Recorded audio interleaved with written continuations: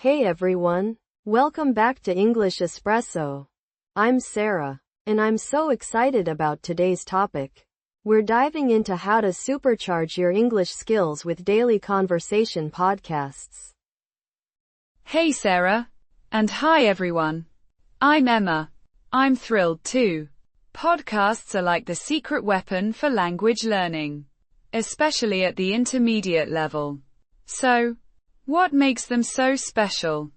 Well, first, they're readily available and usually free. But more importantly, they immerse you in authentic English. You're hearing real people having real conversations.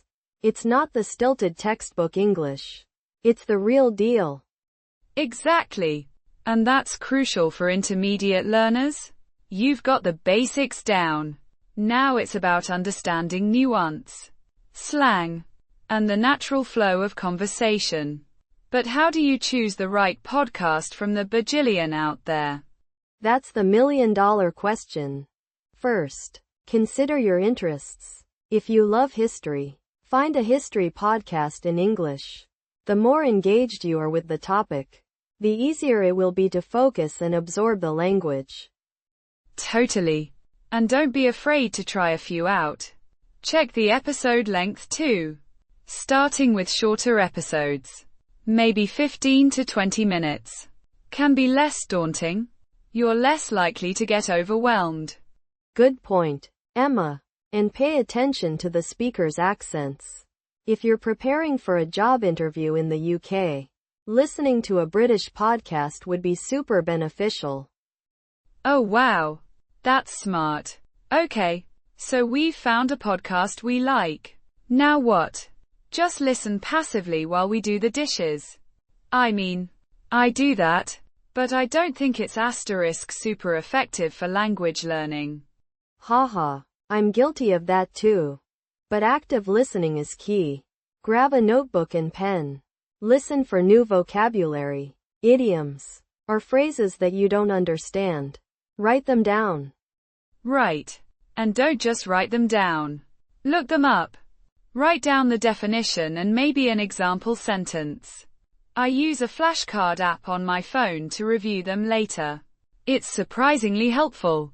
That's a fantastic idea. Another active listening technique is to pause the podcast frequently and try to summarize what you just heard. It forces you to really process the information. Ooh, I like that. Almost like you're retelling the story to someone else. Okay, I'm taking notes myself now. Anything else we should be doing while listening? Definitely. Try shadowing. This is where you listen to a sentence and then immediately repeat it, trying to mimic the speaker's pronunciation, intonation, and rhythm. It's like being a vocal chameleon. A vocal chameleon. I love that. Okay, I can see how that would improve pronunciation. Is it okay if I sound completely ridiculous at first? Because I'm pretty sure I will. Absolutely. It's all part of the process. Don't be afraid to make mistakes. The goal is to get comfortable with the sounds of the language. Record yourself if you dare. Oh, no way. I'm not ready for that kind of self-inflicted torture yet.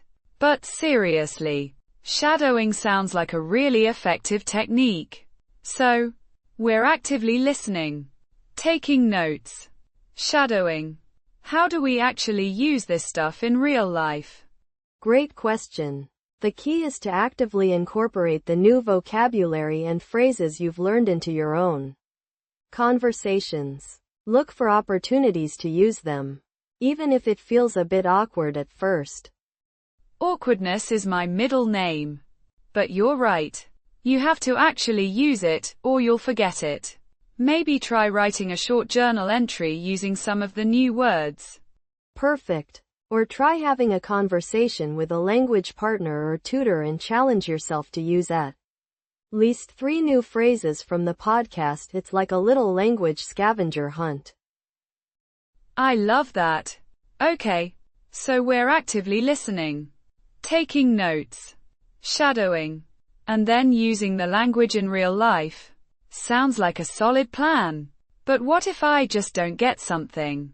Like, the speaker is using slang I've never heard before, and I can't even find it in the dictionary? Slang. The bane of every language learner's existence. Don't panic. First, try to understand the context. What are they talking about? Sometimes you can infer the meaning from the surrounding words. Good point. Context clues are your friend. And if that doesn't work, there are online slang dictionaries that can be helpful. Just be careful about using them in formal settings. Of course. Exactly. And don't be afraid to ask a native speaker for clarification. Most people are happy to help you understand a new word or phrase. It shows you're engaged and interested in learning. Okay, that's reassuring. So, what are some common mistakes people make when using podcasts for language learning? We all make mistakes. It's part of the process. One common mistake is choosing podcasts that are too difficult. It's tempting to jump straight into advanced material. But if you're constantly struggling to understand, you'll get discouraged. Totally.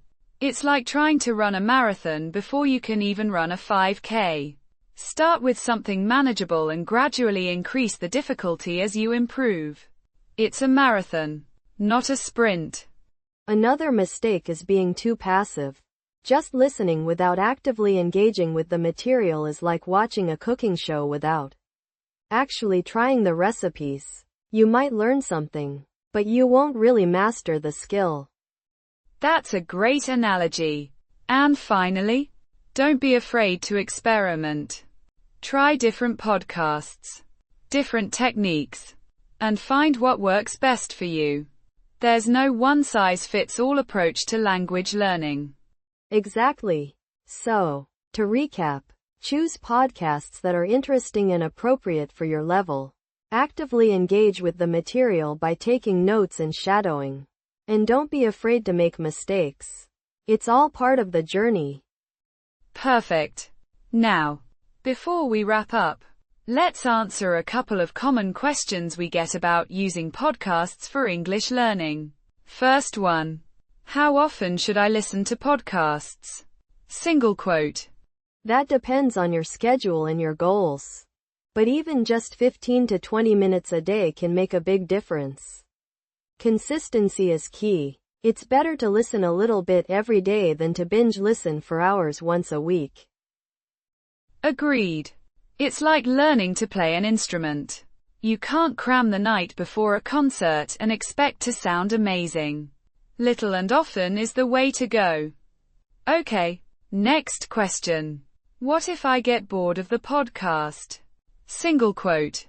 That's totally normal. Don't force yourself to listen to something you're not enjoying. There are tons of other podcasts out there. Switch it up. Find something new that piques your interest. Exactly. And don't be afraid to revisit old favorites.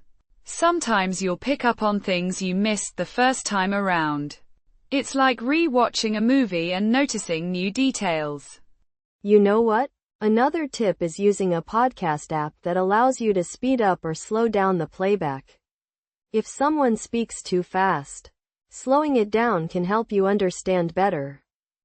Oh, that's genius. I always forget about that feature.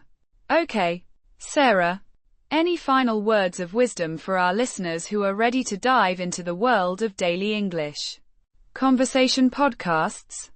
Just be patient with yourself. Have fun. And don't give up. Language learning is a journey, not a destination. Celebrate your progress along the way. And remember that every little bit helps. Perfectly said. Thanks, Sarah. And thank you all for watching. We hope you found this video helpful. Now go out there and find some awesome podcasts to supercharge your English skills. Don't forget to like this video, subscribe to our channel, and leave a comment below telling us what your favorite English conversation podcast is. We'd love to hear from you. And be sure to check out our other videos for more English learning tips and tricks. Until next time. Happy learning! And coming up next week, we'll be discussing the power of reading English novels. So stay tuned for that.